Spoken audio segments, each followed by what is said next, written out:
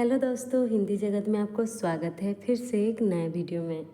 इसमें हम 60 क्वेश्चन करेंगे जो कि हिंदी गद्य विभाग, पद्य विभाग, व्याकरण विभाग से भाषा प्रयोग से 60 क्वेश्चन लिया गया है। तो चलिए शुरू करते हैं। इससे पहले भी इसके 2 पार्ट आ चुके हैं, तो जाकर ज़रूर देखें। तो आज का सबसे पहला प्रश्न है, शिव शंभू को बचपन में किसे पकड़ने की इच्छा होती थी? बुलबुल, बी तोता, सी बिल्ली, डी कौवा। तो इसका सही उत्तर है ऑप्शन नंबर ए, बुलबुल। बालक शिव शंभू शर्मा को बुलबुल पकड़ने की इच्छा होती थी। जो बालक शिव शंभू शर्मा था वो बुलबुलें उड़ाने का चाव नहीं रखता था, ठीक है। केवल अपने हाथ पर बिठाकर ही खुश हो जाता था। उनके पिताजी को भय था कि बालक को बुलबुलें दी तो वह मार देगा या फिर उसके हाथ से कोई बिल्ली छीन लेगी। अगर बिल्ली छीन लेगी भी तो क्या लगेगा? पाप लगेगा। इसी कारण पिताजी की निगरानी में बालक शिव शंभू शर्मा को केवल 1 घंटे के लिए खेलने के लिए, बुलबुलों के साथ खेलने के लिए दिया जाता था। मतलब 1 घंटे के लिए ही दिया जाता था। आगे है, आप साधु हैं, आपको दुनियादारी समझ के नहीं आती। यह कौन किससे कहा? नारद ने अफसर को, अफसर ने भोलाराम को, भोलाराम की पत्नी ने नारद को, अफसर ने नारद को।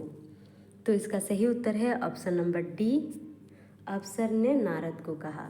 क्यों कहा, थोड़ा सा जान लेते हैं। जब नारद भोलाराम के घर पर पहुंचता है तो भोलाराम की पत्नी कहती है कि नारद जी अगर हो सके तो इनके पेंशन के बारे में कुछ कर दीजिए।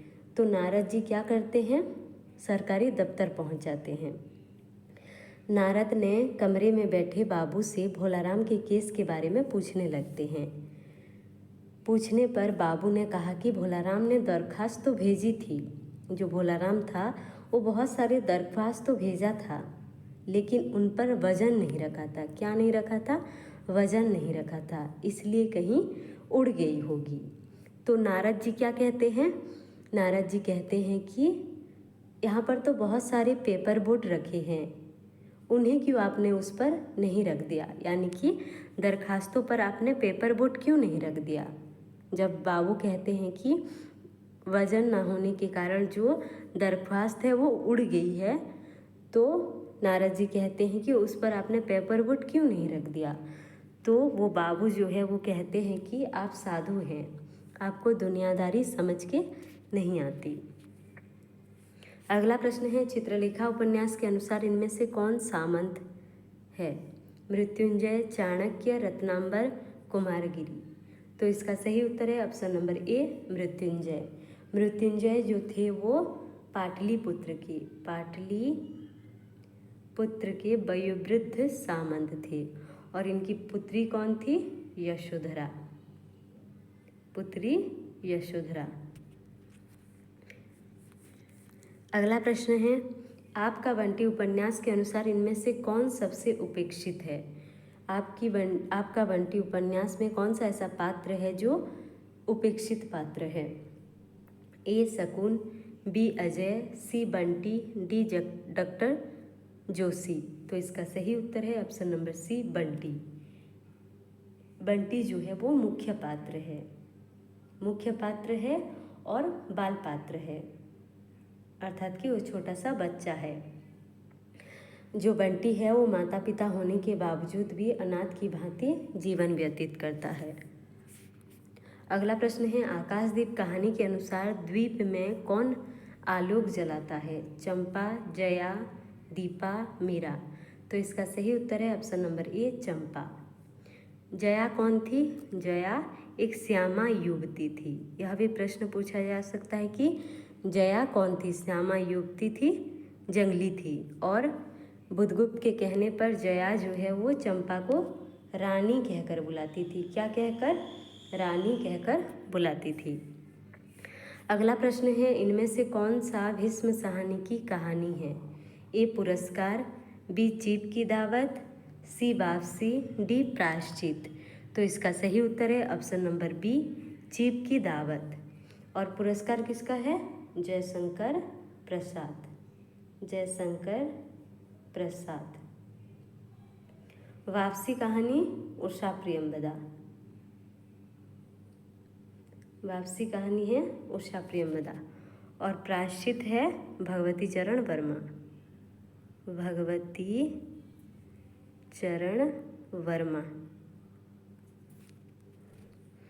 अगला प्रश्न है, चंद्रगुप्त नाटक के अनुसार षड्यंत्रकारियों ने चंद्रगुप्त के बदले किसकी हत्या कर डालते हैं? अलका की, कार्नेलिया की, अग्निवेश की, मालविका की। तो इसका सही उत्तर है ऑप्शन नंबर डी, मालविका की। चाणक्य के आदेश पर मालविका जो है वो चंद्रगुप्त के लिए दूसरे शयनागार की व्यवस्था करती है और खुद जो है मालविका चंद्रगुप्त का वेश धारण करके उसी के ही शयन कक्ष में सो जाती है। तो जो षड्यंत्रकारी हैं वो चंद्रगुप्त समझकर मालविका की हत्या कर डालते हैं। अगला प्रश्न है, चंद्रकला किससे चित्रकला सीखती थी? चंद्रकांता, मधुबाला, मनोरमा, रजनी। तो इसका सही उत्तर है ऑप्शन नंबर सी, मनोरमा। जो चंद्रकला थी यानी कि डिप्टी कलेक्टर मुरारी लाल की बेटी चंद्रकला, उसकी वो किससे चित्रकला सीखती थी? मनोरमा से।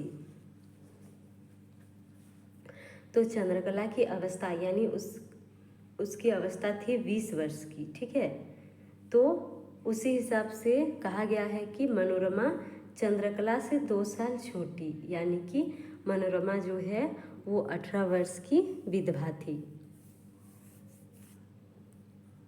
और मनोरमा चंद्रकला को चित्रकला सिखाती थी और चंद्रकला ही मनोरमा को अपने घर लेकर आई थी चित्रकला सिखाने के लिए।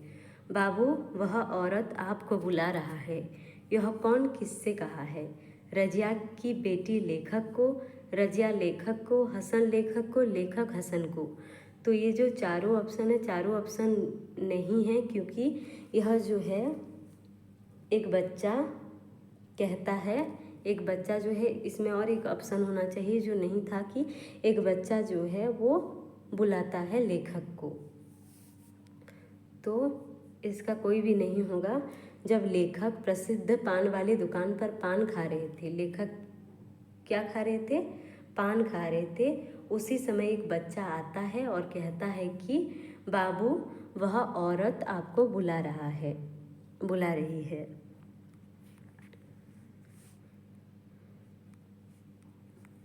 रजिया का पति कौन था?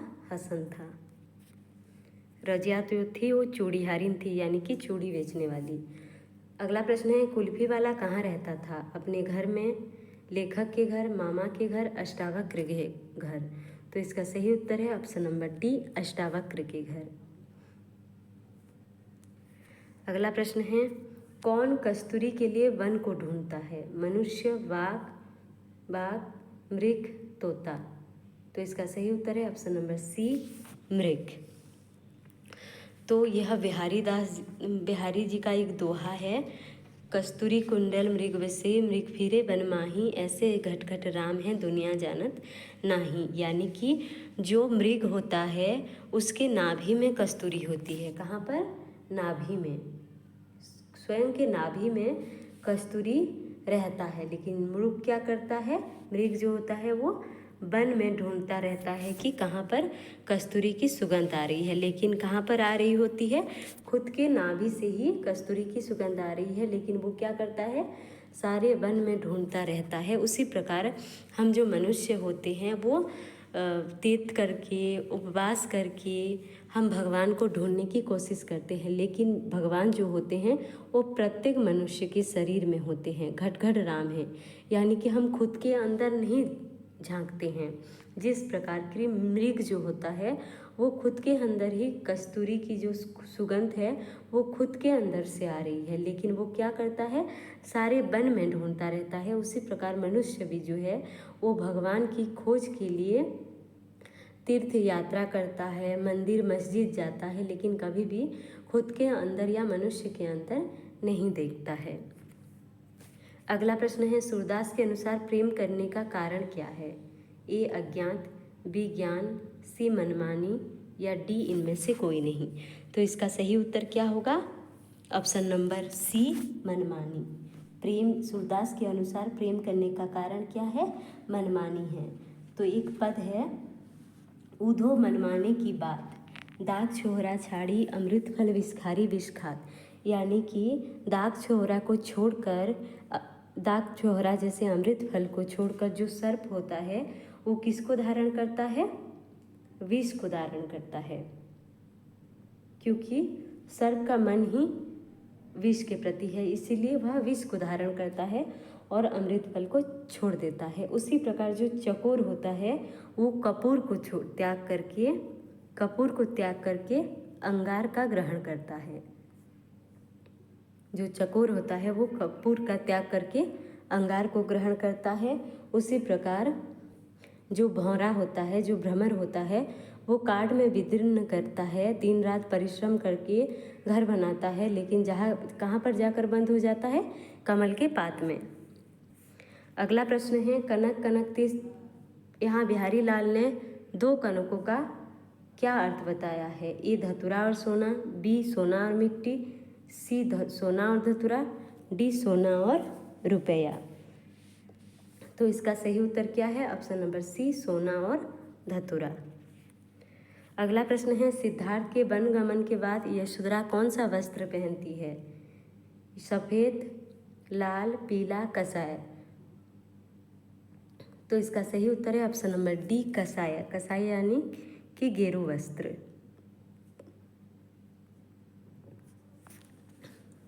सिद्धि हेतु स्वामी गए, यह गौरव की बात, पर चोरी चोरी गए, यह बड़ा व्याघात। यानी कि जो यशोधरा के पति यानी कि सिद्धार्थ सिद्धि प्राप्ति के लिए यशोधरा और उसके पुत्र राहुल को सोता हुआ छोड़कर चोरी चोरी चले जाते हैं। इस बात पर यशोधरा जो है अपने सखी को अपनी व्यथा बताती है। अगला प्रश्न है, कुरुक्षेत्र काव्य के द्वितीय सर्ग किस पर आधारित है? युधिष्ठिर का प्रश्न, भीष्म का चिंतन, बी युधिष्ठिर का प्रश्न, सी भीष्म का उत्तर, डी इनमें से कोई नहीं। तो इसका सही उत्तर है ऑप्शन नंबर ए युधिष्ठिर का प्रश्न और भीष्म का चिंतन। युधिष्ठिर कहता है कि हे पितामह, जो महाभारत का युद्ध था वह विफल हो गया, वह दुर्योधन जो था वो तो उस पार चला गया, लेकिन मेरे सामने जो है बस विध्वंस ही विध्वंस है।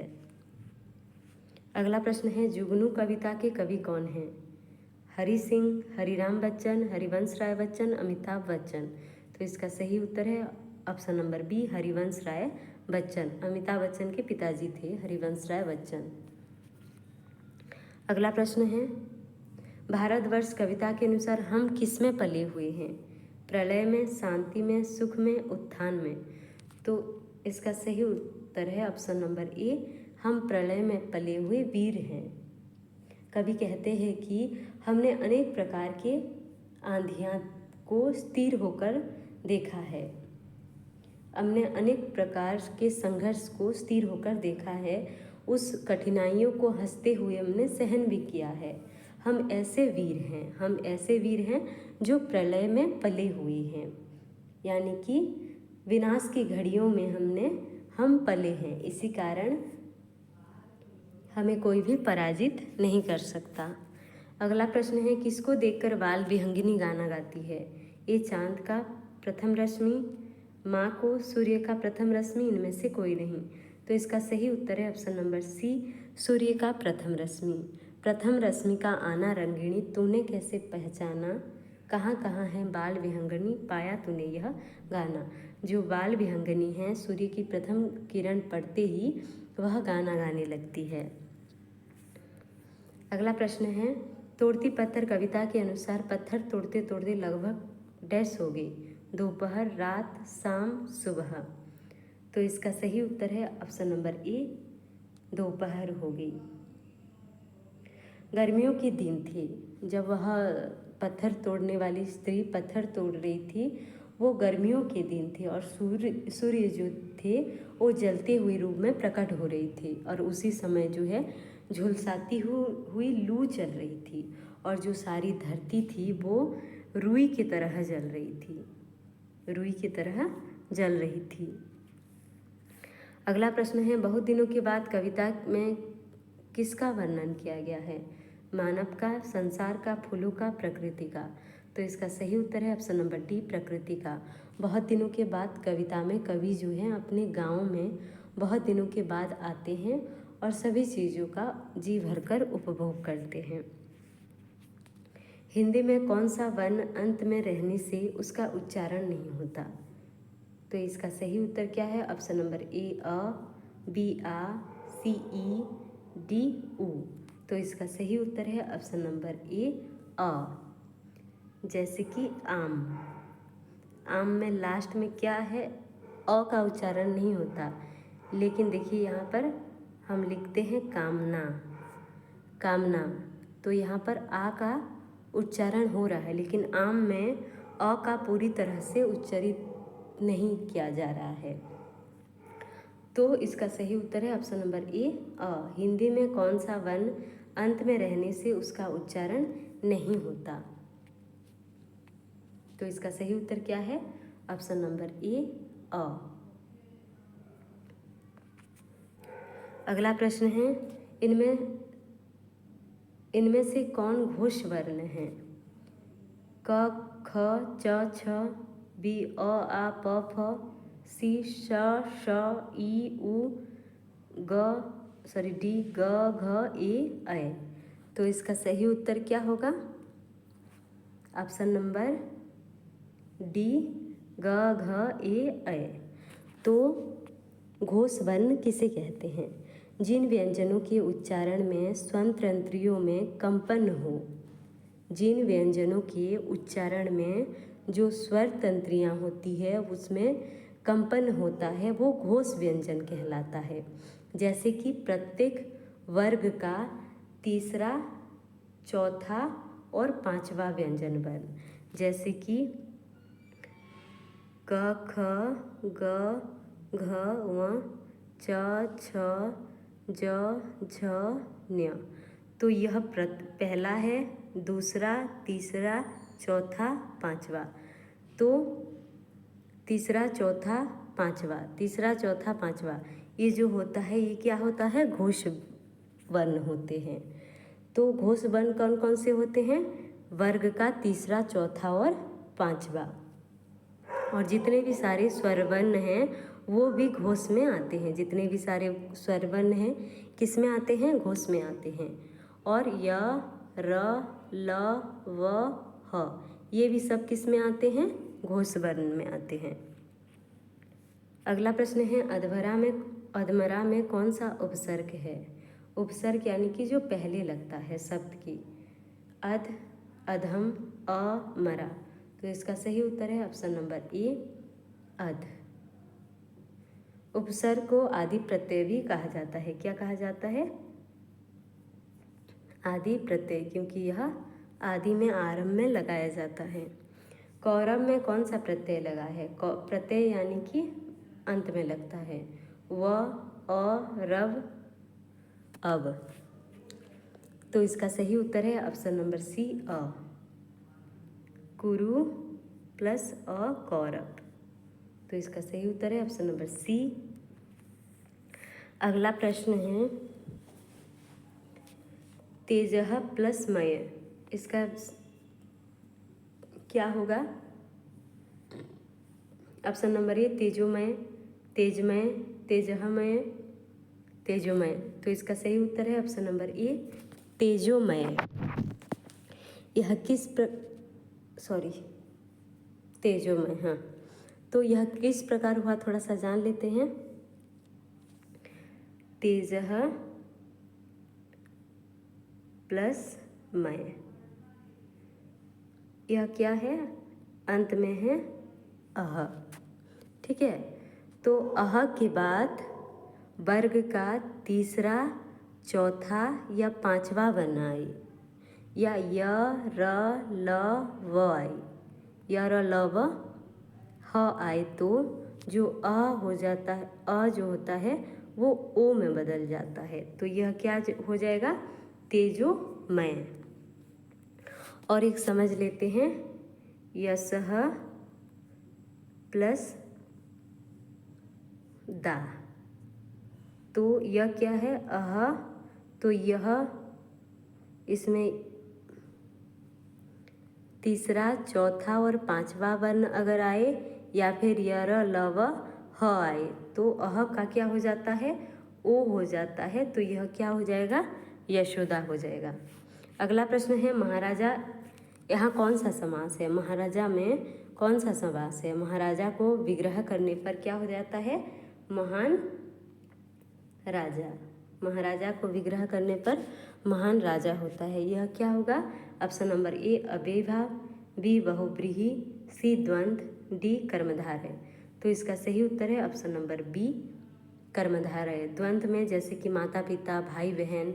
बहुव्रीहि में क्या होगा, जो तीसरा वाला, जैसे लंबा उदर है जिसके लंबोदर, लंबोदर यानी कि गणेश। अव्ययी भाव में क्या होगा, जो पूर्व पद होगा या तो वो अव्यय या फिर उपसर्ग, जैसे कि आजन्म, आमरण आदि। अगला प्रश्न है निकास शब्द का विलोम शब्द क्या होगा। निकास का क्या होगा, ऑप्शन नंबर ए प्रवेश। निकास का क्या होगा, प्रवेश। निकास का पर्यायवाची शब्द होगा प्रस्थान। अगला प्रश्न है इनमें से कौन सा स्त्री का पर्यायवाची शब्द है। मतंग, कपि, बामा, उपला। तो स्त्री का पर्यायवाची शब्द है बामा। स्त्री के और भी क्या क्या है, वनिता, महिला, औरत, ये सब क्या है, स्त्री का पर्यायवाची शब्द है। कपि किसका पर्यायवाची शब्द है, कपि जो है वो बानर का पर्यायवाची शब्द है। कपि किसका, बानर, मरकट का पर्यायवाची शब्द है। उपल किसका है, पत्थर का पर्यायवाची शब्द है, पत्थर का पर्यायवाची। और मतंग किसका है, हाथी। मतंग है हाथी का पर्यायवाची शब्द। अगला प्रश्न है इनमें से सही वर्तनी वाला शब्द छांटिए। तो पितृभक्ति जो है वो कौन सा सही है, ऑप्शन नंबर बी करेक्ट है। अगला प्रश्न है इनमें से सही वर्तनी वाला शब्द छांटना है। तो इसका सही उत्तर है ऑप्शन नंबर सी उंगली। अगला प्रश्न है स्त्रीलिंग शब्द छांटिए। घट, काठ, नकल, आईना। तो इसका सही उत्तर है ऑप्शन नंबर सी नकल जो है वो स्त्रीलिंग शब्द है। हाथी पर बहुवचन में क्या होगा, हाथियों पर, हाथी पर, हाथी पर और हाथियाँ पर। तो इसका सही उत्तर है ऑप्शन नंबर बी हाथी पर। हाथी पर क्या क्यों होगा, बहुवचन में भी हाथी, तो हाथी जो है वो क्या होता है कि इसका थोड़ा सा जान लेते हैं। पहले लिख लेती हूँ, आ से भिन्न मात्रा, ठीक है, आ से भिन्न मात्रा, जैसे कि अ, ई, बड़ी ई, ऊ, बड़ा ऊ, ए और ओ आदि के पुल्लिंग शब्द, आदि के जितने भी सारे पुल्लिंग शब्द है, ठीक है, आ से भिन्न, आ से भिन्न अ, छोटी, बड़ी, ऊ, बड़ा ऊ, ए, ओ अगर पुल्लिंग शब्द में आई, ठीक है, पुल्लिंग शब्द में आता है तो वह एक वचन और बहुवचन दोनों में ही समान रहता है। देखिए आ से भिन्न यानी कि हाथी, हाथी, इसमें क्या है, बड़ी ई है और यह क्या है, पुल्लिंग है। जो हाथी शब्द है वो इकारांत है, बड़ी इकारांत है और क्या है, पुल्लिंग शब्द है, पुल्लिंग शब्द है। इसी कारण यह जो शब्द है यह एक वचन और बहुवचन दोनों में एक सा रहेगा, इसीलिए हाथी पर बहुवचन में भी हाथी पर ही होगा। और जैसे कि और कुछ उदाहरण देती हूँ जो आप समझ जाएंगे। साधु, साधु में क्या है, ऊ है, ठीक है, ऊ है प्लस साधु जो है वो पुल्लिंग शब्द है, उकारांत है प्लस पुल्लिंग है, इसी कारण साधु भी जो है वो एक वचन और बहुवचन दोनों में समान रहते हैं। जैसे कि और भी है मुनि, मुनि, मुनि में कौन सा है, छोटी ई है। मुनि में क्या है, छोटी ई प्लस पुल्लिंग शब्द है, छोटी ही ई है और मुनि जो है वो पुल्लिंग शब्द है। इसी कारण यह जो है वो एक वचन में और बहुवचन में दोनों में एक समान ही रहते हैं। और भी है मकान, बालक, साधु, चाकू, रेडियो, लड्डू, गुरु, भाई। भाई देखिए, भाई में यह भी बड़ी ई है प्लस क्या है, पुल्लिंग शब्द है। भाई जो है यह पुल्लिंग शब्द है और यह इकारांत शब्द है। तो पुल्लिंग शब्द हो और उसके बाद इकारांत हो तो वो क्या होगा, एक वचन और बहुवचन दोनों में हमेशा एक रहेगा। अगला प्रश्न है, छात्र ने शिक्षक से 2 प्रश्न पूछे। शिक्षक ने छात्र से 2 प्रश्न पूछे। शिक्षक से कौन सा कारक है, करण कारक, कर्म कारक, अपादान कारक, कर्ता कारक। शिक्षक से, छात्र ने शिक्षक से 2 प्रश्न पूछे। शिक्षक से में कौन सा कारक है, करण कारक, कर्म कारक, अपादान कारक, कर्ता कारक। तो इसका उत्तर क्या होगा, आप लोग कमेंट बॉक्स में ज़रूर लिखें।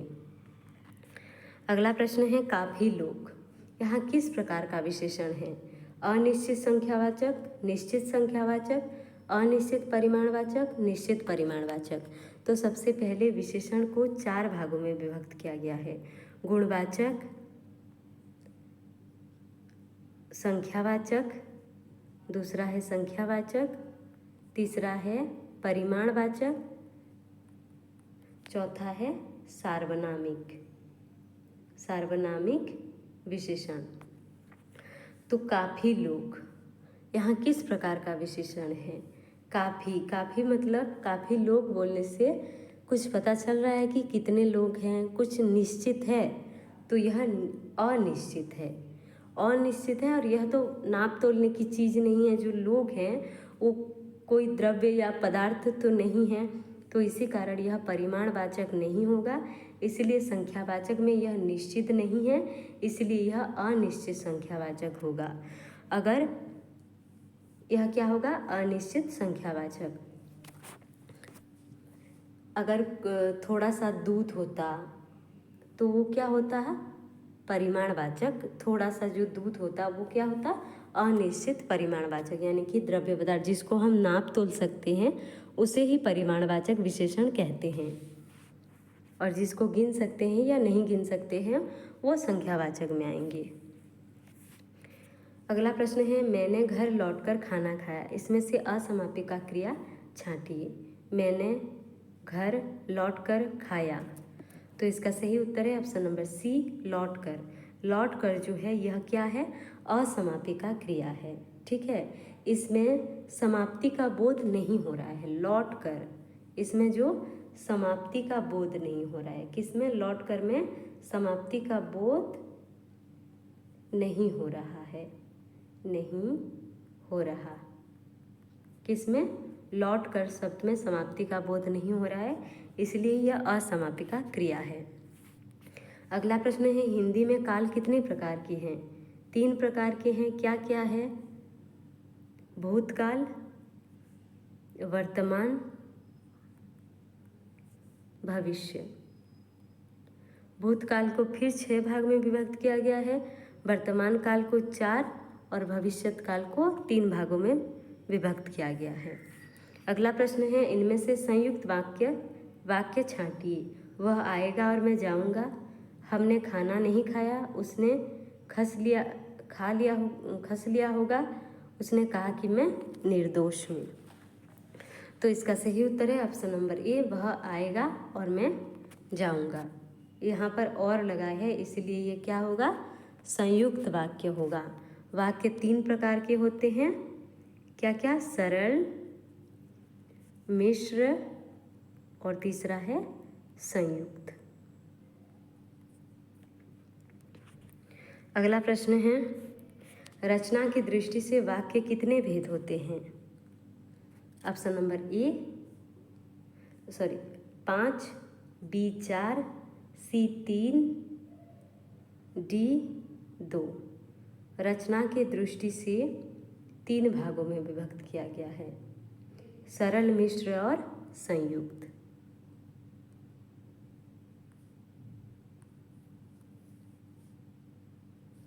अगला प्रश्न है कांटा निकालना, इस मुहावरे का अर्थ छांटिए। बाधा दूर होना, विपत आ जाना, अत्यंत लज्जित होना, खत्म हो जाना। तो इसका सही उत्तर है ऑप्शन नंबर ए, बाधा दूर होना।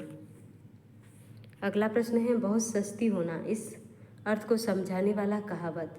सब धान 20 पसेरी, सब धान 22 पसेरी, सब चीज़ दो आना, दो घर दो आना। तो इसका सही उत्तर है ऑप्शन नंबर बी, सब धान 22 पसेरी। अगला प्रश्न है आदर्श वाचन कौन करेगा? शिक्षक, छात्र, शिक्षक और छात्र, इनमें से कोई नहीं। तो आदर्श वाचन जो है वो शिक्षक करेगा और अनुकरण वाचन छात्र, यानी कि अनुवाचन। अगला प्रश्न है छात्रों के लेखन कौशल के विकास के लिए क्या करना चाहिए? अनुवाचन, सस्वर पाठन, श्रुत लेखन या भाषण। तो लेखन कौशल के लिए श्रुत लेख, श्रुत मतलब कि सुन सुनकर लिखना, यानी कि जो अध्यापक है एक पैराग्राफ बोलते जाएगा और जो छात्र होगा वह लिखते जाएगा, उससे क्या होगा? लेखन कौशल का विकास होगा। अगला प्रश्न है मौन वाचन का उद्देश्य क्या है? पुस्तकों को देखते रहना, कक्षा में शांत रहना, ध्यानपूर्वक पढ़ना, इनमें से कोई नहीं। तो इसका सही उत्तर है ऑप्शन नंबर सी, ध्यानपूर्वक पढ़ना, यानी कि एकाग्रता से पढ़ना, ध्यानपूर्वक पढ़ना। और मौन वाचन जो होता है वो उच्च कक्षाओं के लिए होता है। अगला प्रश्न है कहाँ पर काठिन्य निवारण होता है? अनुकरण वाचन की बात, अनुकरण वाचन से पहले, आदर्श वाचन के पहले, उद्देश्य कथन के समय। तो इसका सही उत्तर है ऑप्शन नंबर ए, अनुकरण वाचन के बाद ही काठिन्य निवारण किया जाता है। अगला प्रश्न है कब कविता के केंद्रीय भाव का परिचय दिया जाता है? प्रस्तावना में, उद्देश्य कथन में, आदर्श वाचन में, अनुवाचन में। तो इसका सही उत्तर है ऑप्शन नंबर बी, उद्देश्य कथन में कविता के केंद्रीय भाव का परिचय देना अनिवार्य है, आवश्यक है। अगला प्रश्न है छात्र में काव्यात्मक सहृदयता का विकास करना पद्य पाठ विधि का डैश है?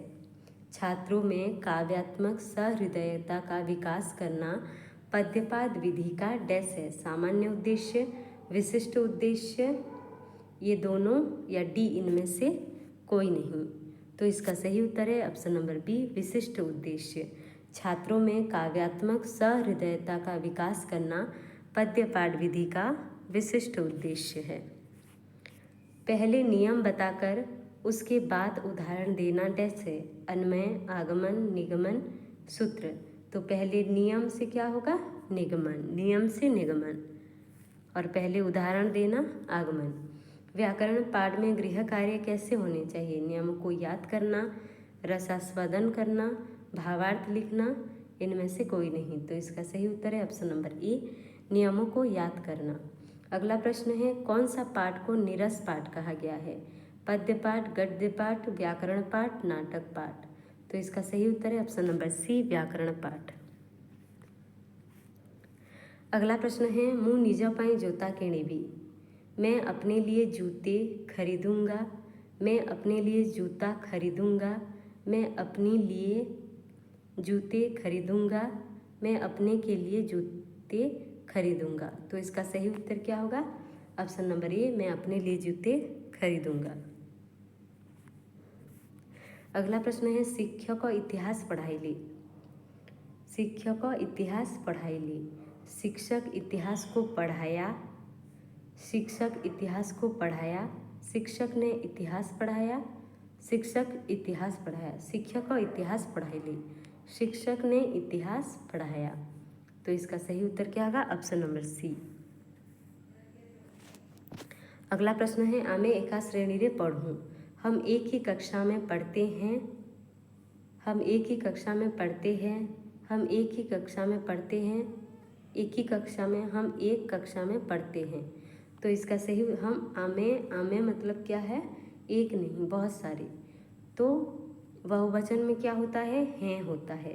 तो सबसे वाला ही, पहला ही करेक्ट है, हम एक ही कक्षा में पढ़ते हैं।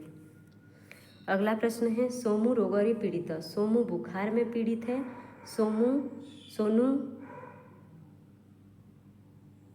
यहाँ पे मुँह है लेकिन यहाँ पे नू है, तो यह नू कर देते हैं। सोनू बुखार से पीड़ित है, सोनू ने बुखार से पीड़ित है, सोनू बुखार से पीड़ित है। सबसे पहले है सोनू बुखार में पीड़ित है, यह नहीं होगा। सोनू ने बुखार में पीड़ित है, यह भी नहीं होगा। सोनू ने बुखार में पीड़ित है, सोनू ने बुखार से पीड़ित है, तो इसका सही उत्तर होगा ऑप्शन नंबर सी, सोनू ने। सोनू ने नहीं होगा इसमें। सोनू बुखार से पीड़ित है, सोनू बुखार से पीड़ित है, यह भी कट जाएगा। सोनू बुखार, sorry, option number D correct होगा, सोनू बुखार से पीड़ित है, क्योंकि यह तीनों नहीं होगा, क्योंकि सोनू बुखार में पीड़ित है नहीं होगा, सोनू बुखार ने पीड़ित है यह भी नहीं होगा। सी सोनू ने बुखार से पीड़ित है, यह भी नहीं होगा, तो इसका सही उत्तर होगा सोनू बुखार से पीड़ित है। अगला प्रश्न है बिल्ली कुकुरकू डरीला। बिल्ली कुत्ते से डरने लगी, बिल्ली कुत्ते से डरने लगा, बिल्ली कुत्ते को डरने लगी, बिल्ली कुत्ते को डरने लगा, तो इसका सही उत्तर क्या होगा ऑप्शन नंबर ए, बिल्ली कुत्ते से डरने लगी। आगे है अपठित गद्यांश है और पद्यांश है, तो सबसे पहले प्रश्न पढ़ लेते हैं। खड़ग सिंह कहाँ पहुँचा? मंदिर में, बाबा भारती के मंदिर में, बाबा के घर पर, इनमें से कोई नहीं। अगला प्रश्न है खड़ग सिंह आगे बढ़कर क्या किया? बाबा भारती को बांध लिया, बाहर निकाला, सुल्तान को अपने स्थान पर बांध दिया, इनमें से कोई नहीं। नेकी का मतलब क्या है? बुराई, अच्छाई, शांति, क्रोध। तो चलिए अब इसको पढ़ते हैं अनुच्छेद को। रात्रि के अंधकार में खड़ग सिंह बाबा भारती के मंदिर में पहुंचा, तो सबसे पहले प्रश्न का उत्तर आ जाता है खड़ग सिंह कहाँ पहुंचा? बाबा भारती के मंदिर में पहुंचा। दूसरा आगे है चारों ओर सन्नाटा था, आकाश में तारे टिमटिमा रहे थे, थोड़ी दूर पर गांगों के कुत्ते भौंक रहे थे, मंदिर के अंदर कोई शख्स सुनाई नहीं देता था। खड़ग सिंह सुल्तान की बाग में पकड़े हुए था, वह धीरे धीरे अस्तबल के फाटक पर पहुंचा। फाटक खुला था, किसी समय वहां बाबा भारती स्वयं लाठी लेकर पहरा देते थे, परंतु आज उन्हें किसी चोरी, किसी डाके का भय न था। खड़ग सिंह ने आगे बढ़कर सुल्तान को उसके स्थान पर बांध दिया, बाहर निकलकर सावधानी से फाटक बंद कर दिया।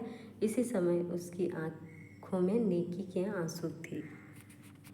तो खड़ग सिंह आगे बढ़कर क्या किया? सुल्तान को अपने स्थान पर बांध दिया। अगला प्रश्न है नेकी का मतलब क्या है? अच्छाई। अपठित गद्यांश है यद्यपि असंख्य आकर है, यहाँ आकर का मतलब क्या है? आने के बाद, खाना, लाकर, इनमें से कोई नहीं। अगला प्रश्न है मुनिवर क्या करते हैं? आश्रम में रहते हैं, तपस्या करते हैं, आशीष देते हैं, इनमें से सब। अगला प्रश्न है एक तट पर क्या होता है? सिंह, मृग सिंह पानी पीते हैं, सीता रहते हैं। तो चलिए अब हम पद्यांश को पढ़ते हैं। सम्राट स्वयं प्राणेश सचिव देवर हैं, देते आकर आशीष हमें मुनिवर हैं। यह प्रश्न है। दन तुच्छ यहाँ यद्यपि असंख्य आकर हैं, पानी पीते मृग सिंह एक तट पर हैं, यह भी प्रश्न में है। सीता रानी को यहाँ लाभ ही लाभ, मेरी कुटिया में राजभवन मन भाया। यद्यपि असंख्य आकर हैं, यहाँ आकर का मतलब क्या है? आने के बाद, खाना, लाकर, इनमें से सब। तो इसका सही उत्तर है ऑप्शन नंबर, कौन सा प्रश्न है? देते आकर आशीष यद्यपि असंख्य आकर हैं, दन तुच्छ यहाँ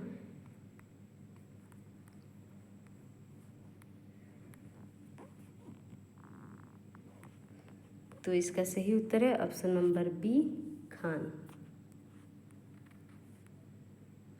अगला प्रश्न है मुनिवर क्या करते हैं? आश्रम में रहते हैं, तपस्या करते हैं, आशीष देते हैं। तो इसका सही उत्तर है ऑप्शन नंबर सी, आशीष देते हैं। एक तट पर क्या होता है? मृग और सिंह पानी पीते हैं। एक तट पर जो होता है मृग और सिंह पानी पीते हैं।